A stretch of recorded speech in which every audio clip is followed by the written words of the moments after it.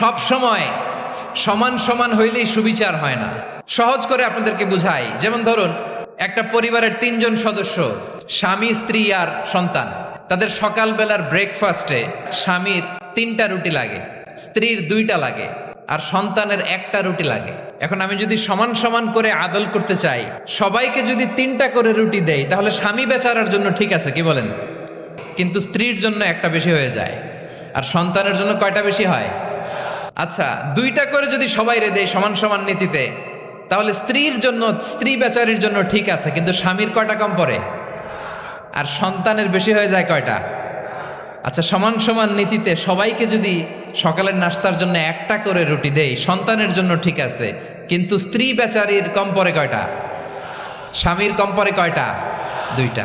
আর আমি যদি স্বামীকে দেই 3টা, স্ত্রীকে দেই 2টা, আর সন্তানকে দেই 1টা,